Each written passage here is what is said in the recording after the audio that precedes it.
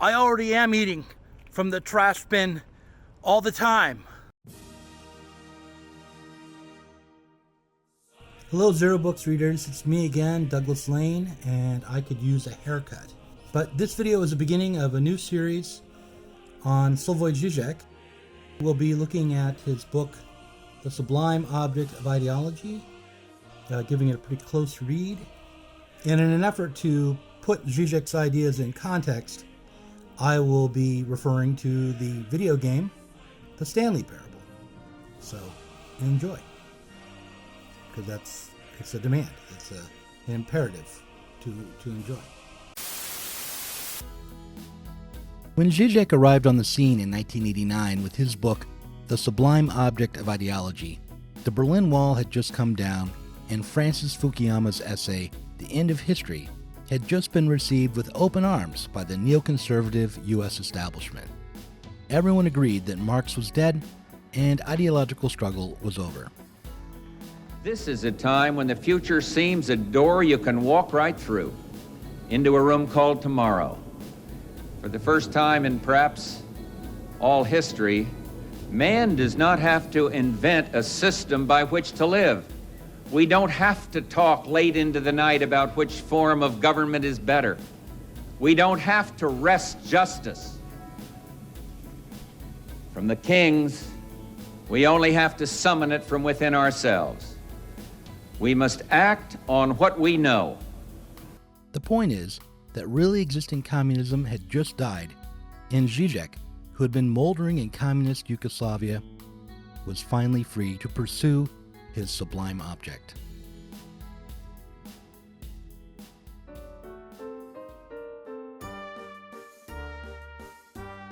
Perhaps perversely, Žižek's first masterpiece was a sort of half-step towards a return to Marx, as it was a refutation of post-structuralism or postmodernism while being an embrace of what he called post-Marxism. In this way, Žižek was both ahead of and out of step with his time, or at least out of step with my development. He launched his first salvo against postmodernism before I'd even heard of Derrida, and a few years later, when I was discovering Richard Linklater's Slacker, Hal Foster's The Anti-Ascetic, and Sadie Plant's The Most Radical Gesture, the Situationist International in a Postmodern Age. And while Plant, Fisher, and Nick Land were forming their cybernetic culture research unit, Žižek was writing books such as Looking Awry, which he called a defense of dialectical totalization against the fragmentation that prevails in postmodern theory.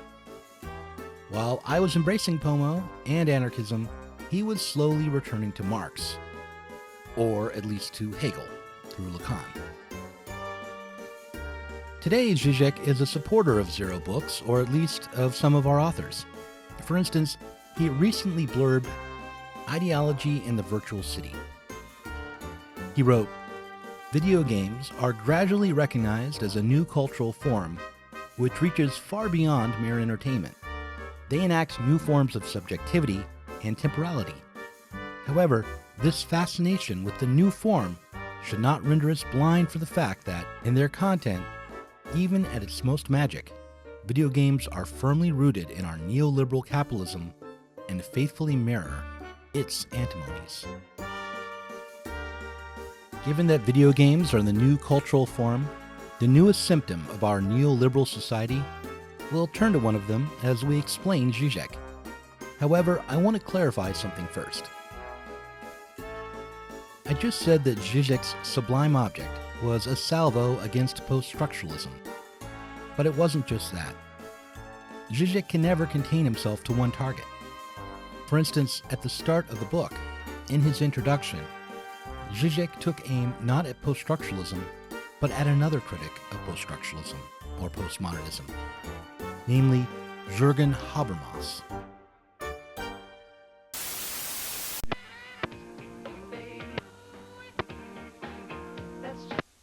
Why did Žižek critique a critic of his supposed intended target?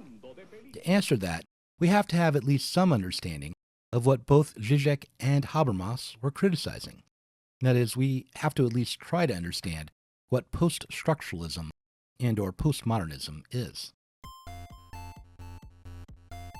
Now, this is the part where we bring up the video game, specifically the 2011-2012 interactive storytelling and walking simulator, The Stanley Parable. In The Stanley Parable, you play an office drone named Stanley, whose humdrum, perhaps even inhumanly boring life is interrupted one day when his computer stops providing him with the usual instructions that direct his activities, and when he notices that the gigantic office building he's working in is empty. Alone at work, Stanley sets off to discover what has happened, and he is confronted by an existential dilemma. The world he takes to be real is unreal, and what is worse, the freedom he thinks or thought he enjoyed is unreal as well. Rather than being a free man working in a natural world on a job he has freely chosen to do, he is instead a puppet directed by the voice of a narrator, a voice that he heard all along, but is made distinct from his own inner voice when he starts to disobey its orders. Once Stanley gets off track, once he stops taking directions, he discovers that the world doesn't make sense. The space he's been in isn't consistent, but is an Escher-like maze that moves as he moves.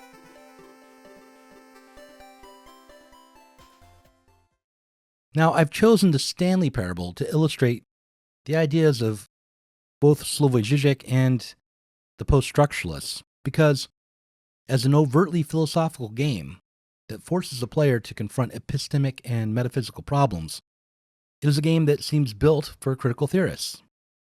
In an essay analyzing the film The Matrix in 1999, Zizek asked, "Is this film not one of the films which function as a kind of Rorschach test, setting in motion the universalized process of recognition, like the proverbial painting of God, which seems always to stare directly at you from wherever you look at it?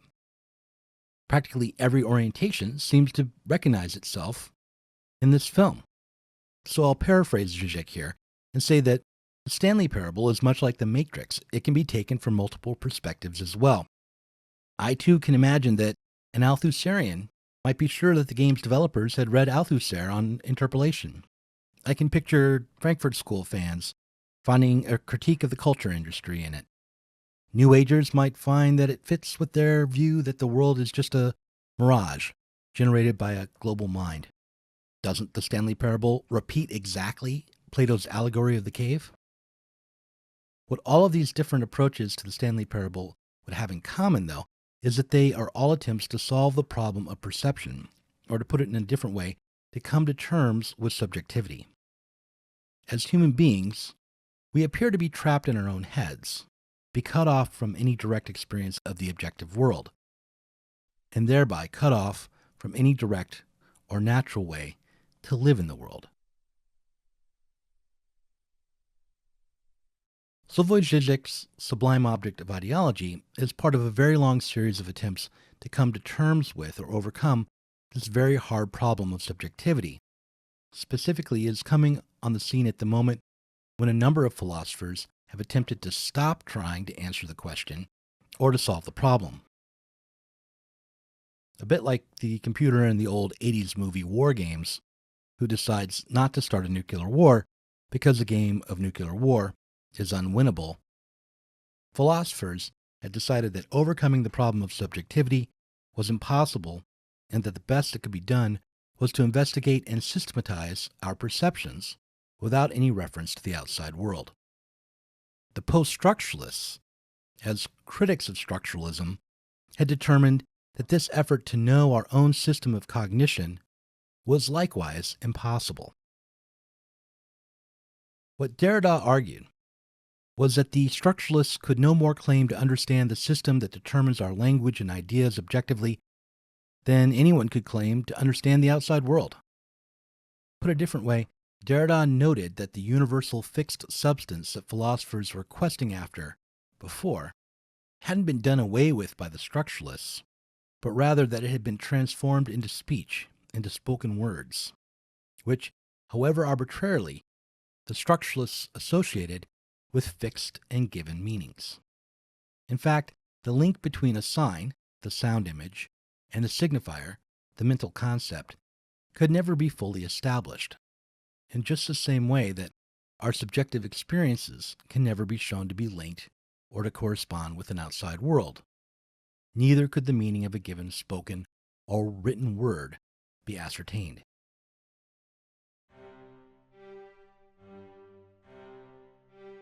Now, in order to understand Habermas's objection to Derrida, in order to see just what Žižek starts off critiquing, we're going to return to the Stanley Parable.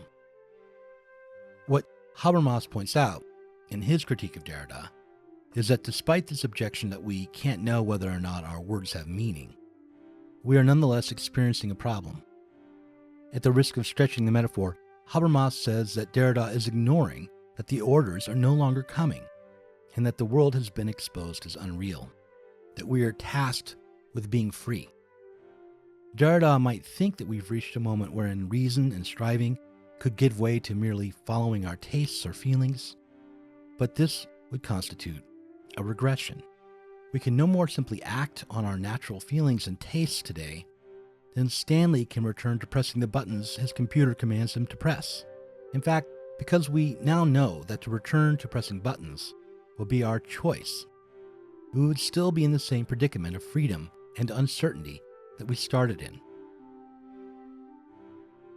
And it's this argument from Habermas that Žižek wants to argue against. In his Sublime Object of Ideology, Žižek writes, "With Habermas, we have the ethics of the unbroken communication, the ideal of the universal, transparent, intersubjective community. The notion of the subject behind this, of course, is the philosophy of language version of the old subject of transcendental reflection." Now, this is actually pretty damning, because the ethics of unbroken communication that is transparent and intersubjective is, of course, a failed ethics because it relies on the assumption of a world beyond us, which we assume to know directly. A world where the commands from the computer make sense. A world that is natural. The subject of transcendental reflection is from Kant's Critique of Pure Reason.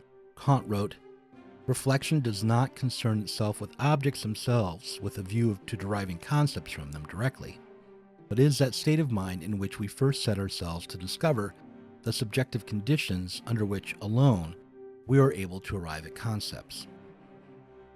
And transcendental reflection is the aspect of our subjectivity that determines where a given subjective representation belongs. So, for instance, we have a thought of a duck, and we use our transcendental reflection to determine whether we are experiencing the mere concept of a duck with the part of our cognition system that deals with concepts, or whether this duck is a product of our senses, and therefore whether or not we might give it a few breadcrumbs.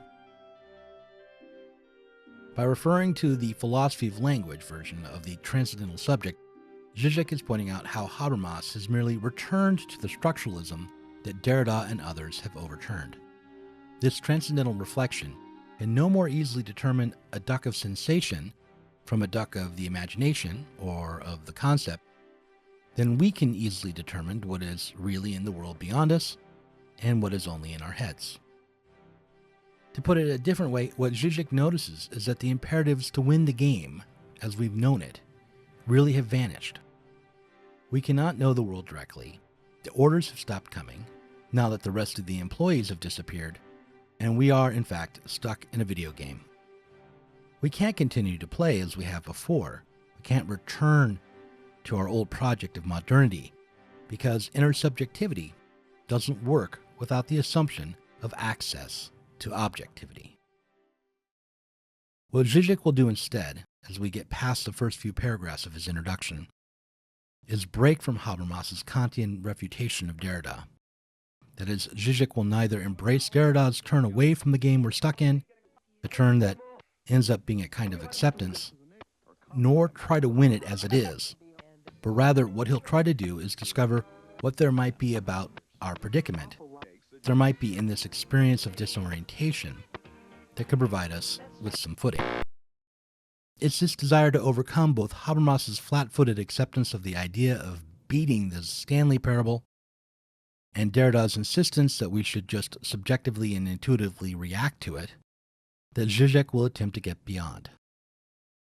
Žižek will try to discover the sublime object, or that objective fact that is neither directly accessible to us and thus identical with us, with our finite, fallible, one-sided subjectivity, nor the object which we intuit and enjoy only for as long as we can defer understanding its meaning. Well, this video turned out to be a bit more Žižekian than I had originally intended. In other words, it was very philosophical and jam-packed full of references. I'm not saying it was as good as Žižek, but in the future, in the next video in this series, I'll return to thinking about Marx as I evaluate the first chapter here, or really the first section, which is called How Did Marx Invent the Symptom? And it starts out with an analysis of Marx's notion of the commodity fetish, or of the commodity. And I look forward to jumping in on Žižek's interpretation and probably objecting. But I look forward to taking a close look at Žižek's interpretation of Marx's notion of the commodity and of the commodity fetish.